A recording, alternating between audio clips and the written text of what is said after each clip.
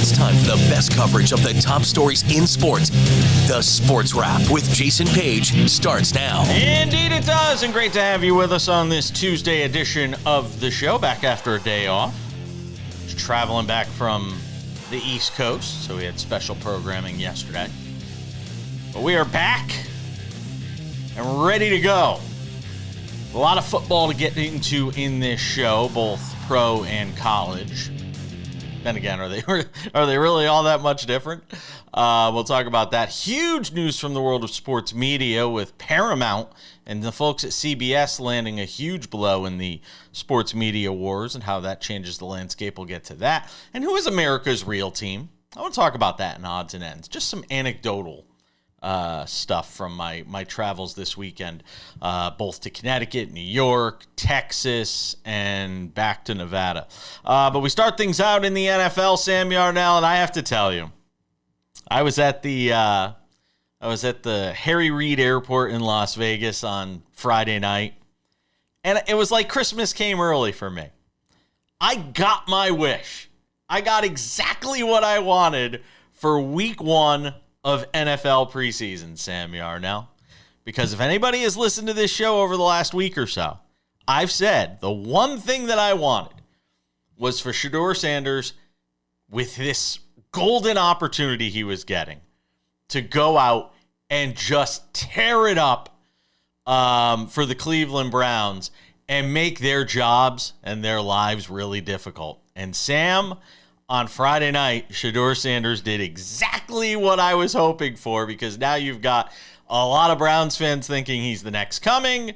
There are others who are saying, wait, pump the brakes.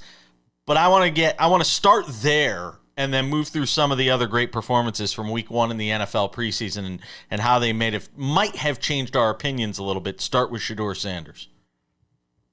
I know that a lot of people out there want this to change the Shedeur thing. I think that the realistic, opinion about it or like the realistic outlook for Shedeur Sanders is still, he's got 2 guys to beat for a roster spot at best. He probably put himself in front. The worst thing for him is that Tyler Huntley came into the game and looked just as good in the same offense. Yeah, but you know that Tyler Huntley's not the future of your franchise. You already know this. We know what Tyler Huntley is at this stage of his career. He's a nice backup. He's the guy you go to when your starting quarterback gets hurt. He's not the guy. That's not the future of the Cleveland Browns. And I'm not saying Shedeur is 100% the future either, but you've got to take the time to find out a little more after what he did in week 1. I think it's a product of, like, as weird as it sounds, again, I think the Shedeur start is a product of how banged up that quarterback room is and them not wanting to put out one of the quarterbacks who they do feel will play meaningful snaps for them this season in the Cleveland Browns organization. I think that Shedeur is still looking up at a practice squad spot. I don't think that they'll roster him unless they somehow find somebody who's interested in trading for Kenny Pickett or Dylan Gabriel, which I could not see in any situation. That's the best outcome for him, is he's a practice squad quarterback, and maybe he gets called up halfway through the season, and eventually come week 10, the quarterback room ends up as banged up as it is right now when he gets a start. I don't know. I think he made their jobs a lot more difficult over there, because anybody who watched that game on Friday night saw a lot of the arguments and criticisms that they tried to wage towards him in this last 6 months of fog that we've seen. A lot of them went by the wayside. I mean, he was making plays on the run. He's fitting balls into tight windows. I mean, what more does that?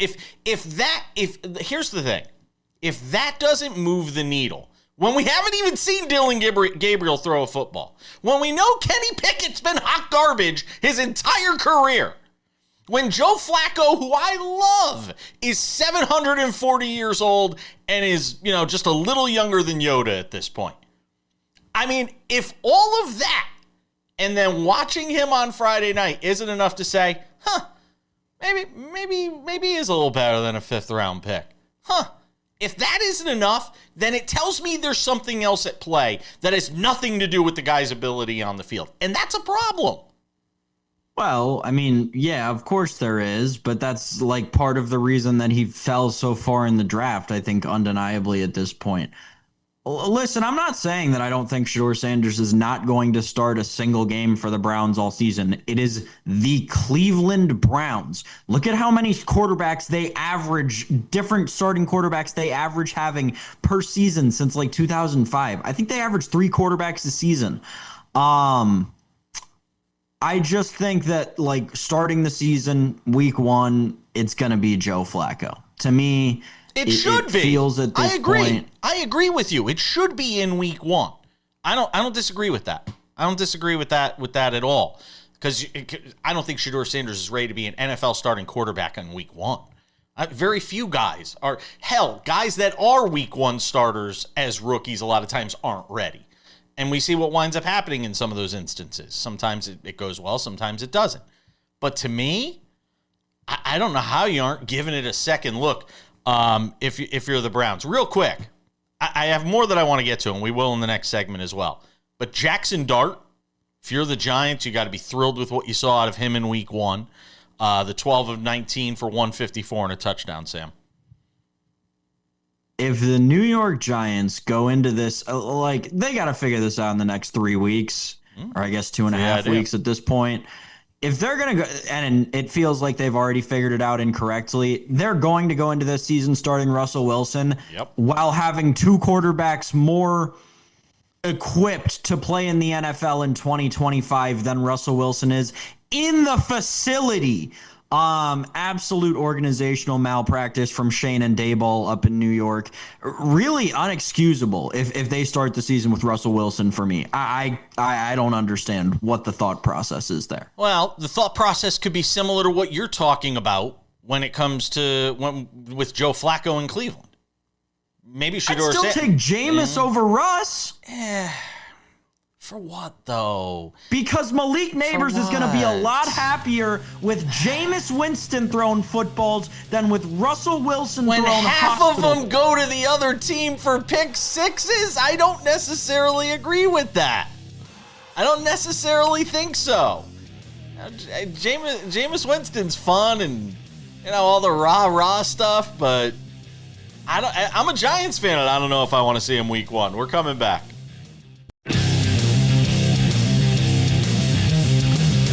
Hoping to have Nick Ferguson on the show tomorrow, former NFL safety. I get Bill Bender on, too. Talk some college football. Sam, we continue our trip around NFL training camps and preseason. There's more to talk about. Not to make this all New York-centric, but Justin Fields looked good against Green Bay as well. Yeah, Justin Fields, I mean, for the fantasy players out there, I think Justin Fields, especially if you're in a 2-quarterback league, is going to be a very valuable pick in like the 3rd or 4th round. We'll do some fantasy. In terms of regular single quarterback leagues in fantasy, I think Justin Fields is a great sleeper backup quarterback to have on your bench. Do I think that the Jets are actually going to do anything this season? No, Jason, I don't. I don't think that Garrett Wilson is really the wide receiver that they're paying him to be. I think that a lot of people kind of agree that Sauce Gardner is not the defensive back that they're paying him to be, at least within NFL circles. And Aaron Glenn has done a good job of starting a culture change, but listen, when you've got that owner in New York and that culture having lasted for as long as it has, it's going to take more than a season to turn this whole thing around. So it was great. I am looking forward to using Justin Fields in fantasy. There are a couple of interesting pieces on that defense, but the outlook to me is still grim for the New York Jets this season. Give me your thoughts on the James Cook situation. He practiced before the game against the Giants and then says I'm not going to play when the actual action starts up and they blow the whistle to start the game. Where do you see this James Cook situation playing out for a guy who had 16 touchdowns last year, did nothing for the first couple of years in the league before that? What do you see as a Bills fan? How do you see this playing out? Well, it looks like it's over as of Tuesday morning. He held out of practice Monday, and then Tuesday morning, Coach Sean McDermott said to the reporters before practice that he expected Cook to practice, and then he was seen out there running through drills in full pads. So it seems that the situation has reached a head in Buffalo, and hopefully it results in James Cook playing an entire season. And, with the amount of training camp he's missed, I think the concern now becomes health. I wouldn't be so sure, though. And the reason I say that is he came to camp and was practicing. And then his agent said, no, you know what? You take some time. Don't get out there and potentially hurt yourself. The other side of that is this. If he now comes back to practice without having signed a contract, ending his hold in without a new contract, and then what? If he doesn't sign the new contract, the agent's going to threaten to hold in again. I said it to Diana Rossini. I said it during the show we had her on last week. That agent is just making a mess of this whole situation for himself and pushing other players away between what's happened here. And I believe he reps Shamar Stewart as well, who had the whole contract falling out after he was drafted this past draft. And Cam Hayward now is talking about potentially sitting out. Big time, obviously a big piece of what the Steelers are doing. Suggested on Monday he might be open to the idea of actually missing regular season game. Now again, where the rubber meets the road on this, who knows? And I'll believe it when I see it. But he said, my goal is to be out here, and I don't know what's going to happen. I've had to be honest with myself to be ready for every option. And has it gone the way I wanted it to go? No. If it did, I'd be out there playing and practicing, but I'd like to put this in the rearview mirror and worry about ball and worry about the Jets in week 1. Yeah, so it does. Bad news in Pittsburgh. What else is new? We're at a point where this front office can't help but from tripping over themselves. It's like a bad move at every single turn, Jason. And this is not the guy in Cam Hayward, the guy who's been a steadfast leader of your team for, the better part of a decade at this point. You don't want to piss him off, quite frankly. Like that's just frank. Not the guy. Yeah, especially on the heels of the whole TJ Watt thing, just really starting to rub me the wrong way. The way the whole Pittsburgh front office has handled this offseason, handled this 2025 season so far. Just a grim, again, kind of like the Jets. That week 1 matchup is going to be very interesting, except they're in similar places. The Steelers, weirdly enough, trending down, and the Jets trending up, and they're meeting in this same horrible, grim spot. Yeah, it's true. Myles Garrett can't help himself. Guy loves to drive fast. Doing 160. Apparently it's in the water in Cleveland because we've heard about Shedeur Sanders and his issues with speeding. But there we go. And Myles Garrett was warned about this and said he wasn't going to do it again. And he does, let alone the dangers, the inherent dangers that are involved in that kind of speeding and driving at that speed, which I think he was doing in Charlotte when they were going to play the Panthers. If you're a Browns fan, if you're Browns ownership, if you're Browns management, you just got to be scratching your head saying, like, really, man? My gosh, how is the guy not learned at this point? Let me just read you something, courtesy of our friend Brad Stainbrook. Speeds that Myles Garrett has been ticketed at since being drafted in Cleveland. Yeah. He was going 120 in a 70. He was going 99 in a 70. He was going 91 in a 60. He was going 100 in a 60 in April of 2020. He was going 60 in a 45 when he rolled his car and crashed it. That's when he said he was done doing this. And then over the weekend, again, 100 in a 60, which, if that sounds familiar, it's because in April 2020, he was caught doing the same speed in the same zone. I don't know what to say at this point. You're rich enough, brother. You just got paid. Hire a driver. It's not that hard. Last but not least, and we only have a second on this, and I suspect we'll do more on it in the future. John Gruden wins a very interesting court ruling in my new home state of Nevada in this NFL email suit, and there's going to be discovery. Oh, and they will discover some interesting things when it comes to who and how these emails leaked out that showed John Gruden to say things and talk about things that probably shouldn't have been talked about over emails, and put himself in a position to basically be banned from the league, sort of this shadow ban that's taking place. Bottom line to me, though, Sam, John Gruden's still a bad guy. He's still a phony and a fake from everything we knew about him. But the NFL, he's saying, if I'm going down, you're all coming with me. We're going to learn more bad stuff about Dan Snyder. John Gruden is not coming back to the NFL, and Roger Goodell might lose his job. Ooh, that's a tease. We'll definitely have to drill down into that in the days ahead. We're coming back. Fantasy football next.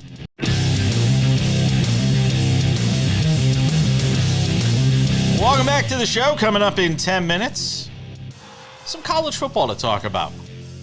An Oklahoma QB that doesn't know the difference between public and private on Venmo. And a line,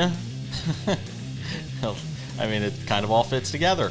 A line in week one of the college football season that has raised some eyebrows. We'll talk about that as well. Sam Yarnell and I hanging out, just talking about everything on the show today together.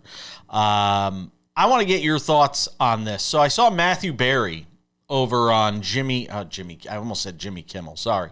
They're all friends, Kimmel, Fallon, and Colbert. They all love each other. It's kumbaya. It's not like the days of the late night wars where Letterman and Leno wanted to strangle each other. I'm curious, as somebody who does more fantasy football than me, I'm very in tune and understand fantasy football. I'm not Boomer sitting on the front porch who knows nothing about fantasy football. In fact, the reason I don't do fantasy football is I won the last league I did like 5 years ago, and I retired because I wanted to go out on top. Because who doesn't want to go out on top, right? So Matthew Berry was a guest on Jimmy Fallon. And Fallon loves him, apparently. It's not the first time he's been on. And the question was posed, if you're lucky enough to have the first pick in the fantasy football world, in the fantasy football draft this year, who are you going with? And Matthew Berry posited the name Jamar Chase, which when I first heard it, I said, really? And then as I got to thinking about it, I was like, oh, really? I kind of understand it. And from a lot of different perspectives. I mean, if you think about it, he's got one of the best quarterbacks in the league throwing at him. You know that offense is dynamic and going to score points. And I'll add one on top that Matthew Berry didn't throw on it. Their defense is garbage. So they're always going to have to be either playing from behind or trying to keep up with whoever they're playing against, because they're going to give up tons of points, which means they're going to have to score tons of points, which means Jamar Chase is going to get a lot of targets. Sam, if not Jamar Chase, then who are you going with? And I ask you this as somebody who recently was lucky enough to get a number one overall pick in fantasy football. Yeah, so the answer is Jamar Chase. It will always be Jamar Chase all the way up until the season starts. If you're doing a fantasy draft and Jamar Chase doesn't go first overall, you're either friends with a parent of whoever went first overall, or you need to call the police. So currently Jamar Chase being drafted as the consensus number one overall pick in fantasy, in all of fantasy, right? Across Yahoo fantasy leagues, across Sleeper fantasy leagues, across Roto Sports fantasy leagues, and which encompasses CBS fantasy leagues. So all the big names, Jamar Chase is your 1-1 for all the reasons you stated, right? He was my 1-1. I was also fortunate in a different league to have the 1-1 last season, and I went with Jamar Chase because of exactly what you said. He maintains a strong amount of target share. There was obviously the question going into last season about his contract and what that would mean and how he would hold up over the course of, a long season. The fact of the matter is, whenever you have a wide receiver win a triple crown, they're going to be the first overall pick in fantasy next year, especially in point per reception fantasy. If you're playing half PPR, I guess there could be an argument to be made that you could want a running back, but even still, Jamar Chase is just that good that Yeah, he is going to be the number 1 overall pick. 2 is where it gets interesting for me. I like Bijan Robinson. I could 100% see people taking Justin Jefferson. That makes a lot of sense. There is a ton of hype around Jahmyr Gibbs, which I still don't understand, even to this day, considering the lack of touchdown equity he has. And then obviously the Saquon Barkley is the controversial topic in fantasy this season because of the history that running backs have coming off of 2,000-yard seasons. Bijan Robinson? Really? I don't know why I don't. I don't know why I don't see it. I don't know why I don't see it. Bijan Robinson currently has an average draft position of 2.7, so that's where he's being taken on average. To me. That might be where he's being taken. To me, it feels high to me. It just does. He is that offense, and there's not a lot of defense there. But guess what? That means teams are going to stuff the box and say, Michael Penix, you go and beat us with Kyle Pitts Sr. Well, he did do that in Michael Penix's defense. He did do that when he was given the opportunity in the last 3 games of last season. And I think there's a lot of stock being taken by that. But listen, Jason, you posited an interesting question to me in the break, and I shared with you some information. In one of my leagues over this past weekend, we had our little drawing to see what the draft order would be for this upcoming season. And obviously the odds to win the drawing are based on the last season's standings. It's much like a draft lottery. I won the first overall pick. Now, a lot of you would be thinking, oh, you must have been so happy. Jamar Chase. I wanted to make things a little interesting. So I asked around the league. I consulted with all the different commissioners, and I actually traded out of the first overall draft position because I hate having to make a pick and then waiting 22 picks to make another pick. So I took the 11th overall draft position because, quite frankly, I think it's a lot easier to build a competitive team that could win a championship this year in 2025 from draft position 11 than I do from draft position 1. You gave up number 1? I swapped it. Oh. So I swapped what? Number 1 and number 24 for number 11 and number 14. I think that's a pretty good trade. Oh, you and the Mavericks. You and Nico Harrison. Going to go down in history. And not in a good way. I'll give you a couple of sleepers. I like DeAndre Swift. I like DeAndre Swift behind that rebuilt offensive line in Chicago. I have to be honest, the last couple of days got me jazzed up about maybe doing fantasy football. I've had every year I get people inviting me, obviously, because who wouldn't want Jason Page in their league? It's like Club and Baby Seals beating up on me because I'm just, I'm a dum-dum. I'll draft Joe Flacco somewhere in this thing. I mean, look, I think DeAndre Swift is a really good. I'll go Cortland Sutton too. If you believe all the hype on the Broncos, then you got to believe in Cortland Sutton. It's another guy. We're going to do, I promise this. I was bad. I was a bad host last year for this show. We obviously do a lot of the sports football and the betting and stuff like that. We didn't do anything with fantasy football. I am going to make it a priority for us to do a fantasy football segment every week on the show. Promise. All right, but we're coming back.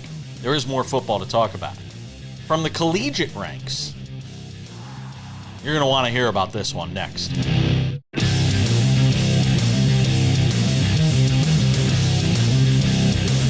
Welcome back to SportsWrap. Good to have you with us on this Tuesday edition of the show. We were off yesterday, so we're playing catch-up.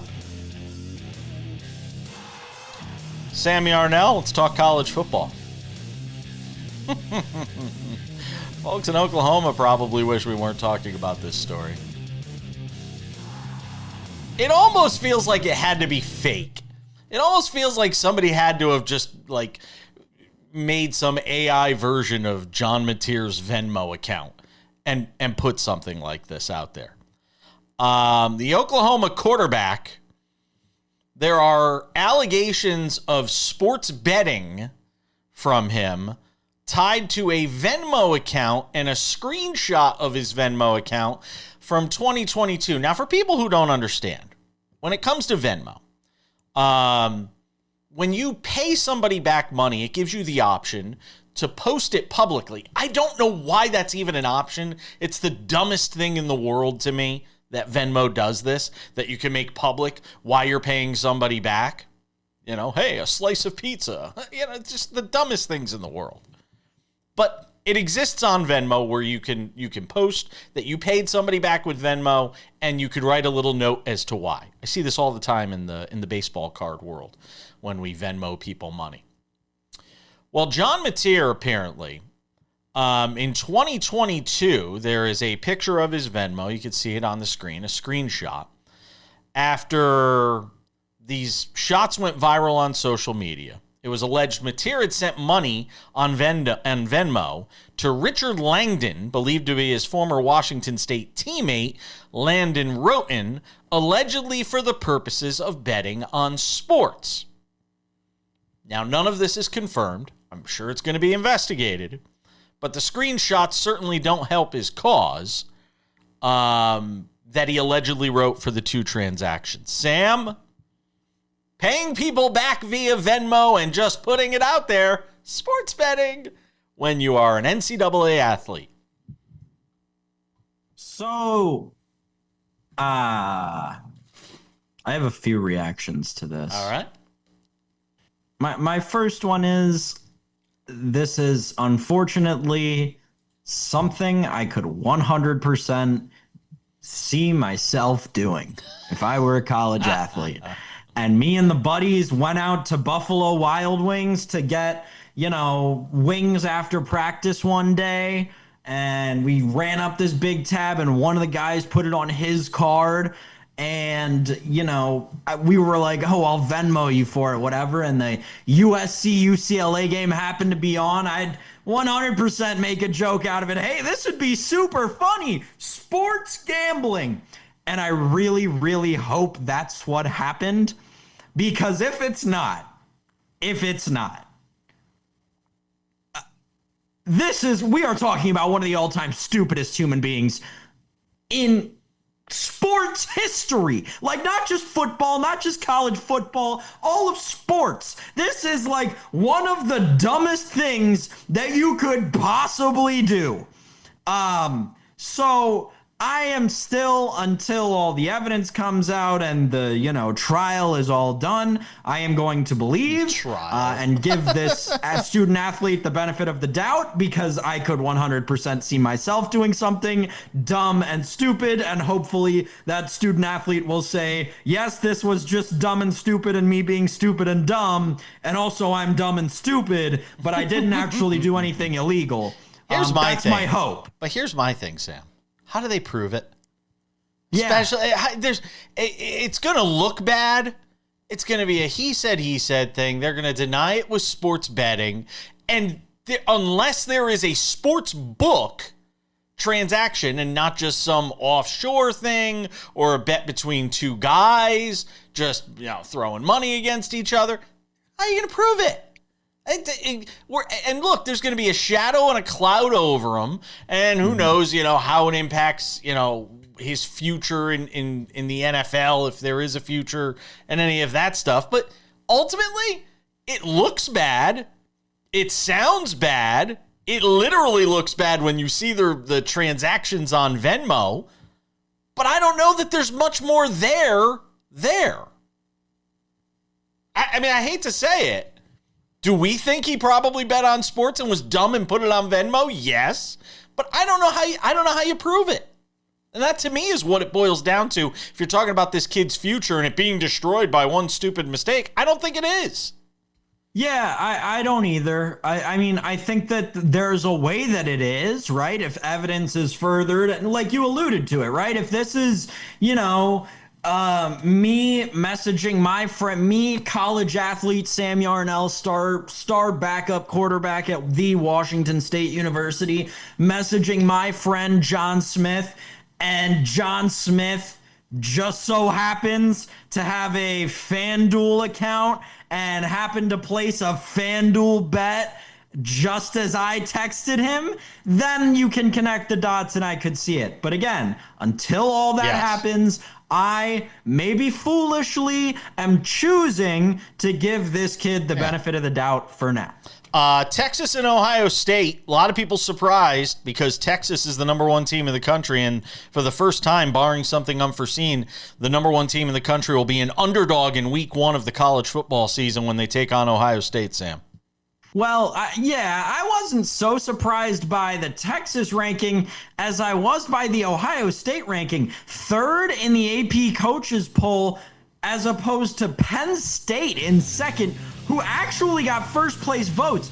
I get it, but I also don't, because wouldn't you just want the week 1 matchup to be 1 versus 2? Yeah. And then go from there? I think all this stuff shakes out. I mean, all this stuff shakes itself out in the wash. I don't get too worked up over what we have in preseason AP rankings. I really don't. It'll all work itself out. UFC making big moves next.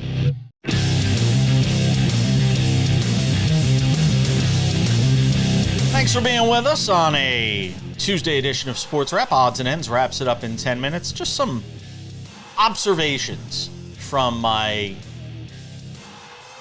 3.5-day trek around the country, from Nevada to New York to Connecticut to Texas, back to Nevada. Texas. And wait, what was that, Sam? Texas. Yeah, I can't wait to hear the TSA story. Oh my God, I'm surprised I'm not in jail or on TMZ. Seriously, it was both. It was that bad. All over the use of one word. One word. I can't. I'll get too worked up. There is huge news. It's just so bad. There is huge news in this ever-shifting landscape of sports media, which the ground just continues to shift under our feet, and we're all just trying to keep up with it, and myself included, doing what we do every day here. UFC. I don't know if anybody saw this, had this on their radar, or saw this coming. Like NFL media and ESPN, we all kind of saw it coming, Sam. You know, all the different moves that have happened, Amazon getting the NBA and TNT getting out, like all these different things, we saw them coming. I don't know if anybody saw this one coming. With UFC bolting from its relationship with ESPN and landing a deal with Paramount for $7.7 billion. Sam, how big of a surprise was it to you? I mean, the deal itself, I guess, was a little bit of a surprise, but the takeaway, I guess, for lack of a better term, but I guess that might be an okay term, you'll see, was that despite all of the efforts from the UFC, from ESPN, from boxing, I know where you're going. From combat sports, from just about anything, from the federal government, from just about anything on a pay-per-view surface, they lost the war. They lost the war to pirating and illegal streaming. Stream East, crack streams. Those guys are winners today. Those guys were winners on Monday when they announced the deal. That was the end. You no longer, to see the numbered UFC events, you no longer have to buy $80 of pay-per-views. This is earth-shattering in the world of streaming and subscription services. This is the last massive domino falling.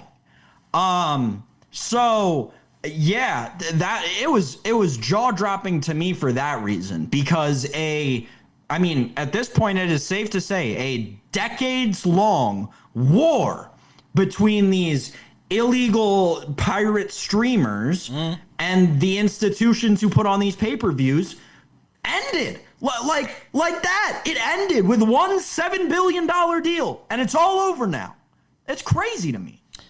The word I'll use is breathtaking. The word I would use is breathtaking. Now, UFC is getting the money up front. That's the difference. They're going to get the same money, except now they're getting it up front. And the risk is on Paramount's side, whereas before it was UFC taking on more of the risk. Now it feels like it's more Paramount taking on more of the risk because they've got to hope that this equals subscriptions, for $12.99 a month for Paramount Plus. That to me is the headline here that, rich people become rich for a reason. You know why? They spend other people's money. They don't spend their own. Smart rich people, they don't spend their own money. Trust me, I deal with this on a daily basis doing what I do for a living now and having my own sports media company where we're creating content and all of this stuff is the people that want to work with you, they always want to convince you to get you to spend your own money or get other people to jump in and spend their money, but they never spend theirs. And Dana White convinced Paramount, you need this. You need something for your fledgling service. And we're going to be that thing. You're also going to give us $7.7 billion for it and hope that it winds up when you just throw your hands up and hope it works out. I don't think ESPN loses in this, by the way. I don't think ESPN loses in this. They've got so many properties right now and so many things on their plate. I don't think ESPN loses in this at all, Sam. I really don't. Yes, Jason, I agree with you that the company that just had the largest sports league in the world by 10% of it is not a loser in this whole ordeal. No. They lost UFC and they were too focused on the NFL to even realize that they lost anything. I am 100% with you. And, let's be real about what this is in the media space. This is Paramount becoming a bigger, even more so player in the sports media game, and we're trending toward a direction where it's CBS and ABC, and I guess you could throw NBC in there. Yeah, absolutely. But at this point, NBC's got what? The Olympics, and they've got basketball. And NBA. And Paramount golf. Has, you've got the UFC now, you've got essentially all of European soccer and the UEFA Champions League, and you've got the majority of regional football. So, yeah, to me, it's going to, and then ABC obviously with the other part of that football, along with everything else that ESPN's got going for them. We're in a very interesting time in the sports media landscape. We are, and there's going to be every week and month because rights deals are always coming up and they're staggered. So these things are constantly going to be shifting. But here's the thing that's obvious: they're shifting to streaming, and if you don't know it by now, you better figure it out. Everything, Sam, everything is about getting into a good spot with one of the streaming companies. Odds and ends are next.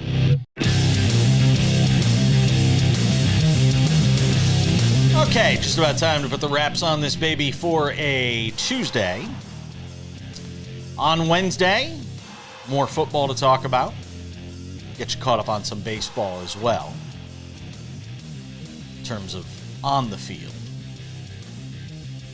So we're going to do a little baseball and odds and ends. You'll see. So, a couple of reminders before we say goodbye for today. If you have not done so yet, make sure to subscribe to the SportsWrap with Jason Page podcast. It's available on all your favorite podcasting platforms: Spotify, Apple Podcasts, YouTube Podcasts, iHeartRadio, TuneIn, Amazon, Odyssey. Anywhere you get a podcast, you can listen to this show Monday through Friday. On your favorite device of choice, of course. And it's commercial free. 45 minutes, straight up audio. If you're driving, obviously you can't watch. It plays very well on the radio, I can promise you. While you're in the shower, while you're on the treadmill, while you're laying down in bed, planes, trains, automobiles, you name it. It's a great listen. Make sure to subscribe. We would appreciate it. There is also a couple of different ways to watch this show. Aside from the fact that we're on now close to 300 affiliates in just the U.S. alone, with more coming, announcements pending, and also the ability to watch us in Canada. There is also two other ways you could watch the show. Spotify. If you are a subscriber to Spotify, even if you're not, Go over to Spotify. You can watch the show there Monday through Friday, again, commercial free. But you can also watch us over on YouTube. We have a YouTube channel. It's called the SportsWrap with Jason Page YouTube channel. If you have not checked it out yet, I don't know what you're waiting for. Go and do it. It is fantastic. We've got the show there Monday through Friday. It's actually there a lot of times before it's actually available on television. Little pro tip for those that want to catch it early. 45 minutes commercial free over on YouTube. We also have SportsWrap Shorts. Whenever news breaks, even if I'm sitting in an airport in Las Vegas and Shedeur Sanders goes off for 130 plus yards and 2 touchdowns and plays a great football game, I'm going to give you a YouTube short and a SportsWrap short, which will talk about some of the top stories in sports. If you have not done so yet, make sure to subscribe to our SportsWrap with Jason Page YouTube channel. And without any further delay, ladies and gentlemen, after a day off, time for some odds and ends. Odds and ends. This is purely anecdotal. Who is America's team? And again, this is just my perspective from where I sit as somebody who travels a little bit around the globe, especially in Asia, as somebody who travels around the country, go back to visit my parents back east. I go to California. In the last 4 days, I was literally in Nevada, New York City, Connecticut, Dallas, back to Nevada. That's been my 3.5 days of travel.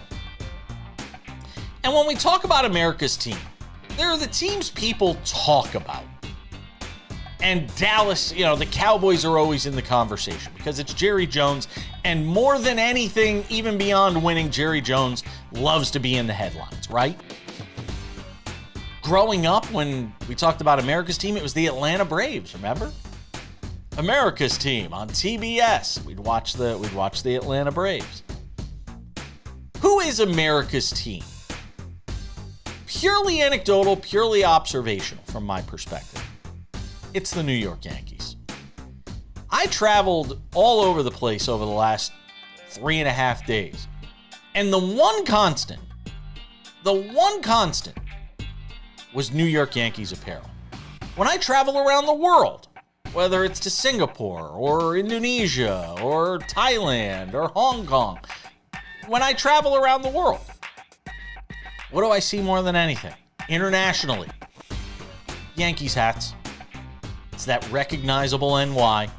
You see some Lakers stuff, especially in Asia, when you travel a bit. You see less football apparel when you travel in different parts of the world, but that's because America, football is America's sport. And that's a different conversation about what's America's sport. We know the answer there. It's football. But to me, the most recognizable brand still in all of sports, whether they're up, whether they're down, whether Aaron Boone couldn't manage his way out of a paper bag, it's still the New York Yankees. And there is polling that will suggest something far different than what I'm saying. There is polling out there that will suggest that everything I'm talking about is wrong, right? That the Eagles right now, in a YouGov poll, the Eagles at 52% are America's most popular team. Or the Chicago Bulls. The Chicago Bulls? If I gave you 10 guesses at who the number 2 most popular team was in polling, would you say the Chicago Bulls? No. The Lakers at number 4. The Steelers at number 5. You got to go all the way down to the Yankees at number 14 to find them, if you want to find who's the most popular team in sports according to polling. That's why polling data to me doesn't really tell the whole story. Because popular to me isn't even just if you like a team or if you root for a team. It's also supporting that team by buying the apparel. And if you want to be seen in some type of sports apparel, what apparel do you want to be seen in? You want to be seen in the NY, the iconic NY. Always. The New York Yankees, they're still America's team. They're still the most popular team probably in the world. No matter what that polling data may say, I'll go with the Yankees. Thanks to Sam Yarnell for hanging out. Thanks to you for watching. Lots of football tomorrow on the show. Make sure to subscribe to us on YouTube as well. We'll see you later.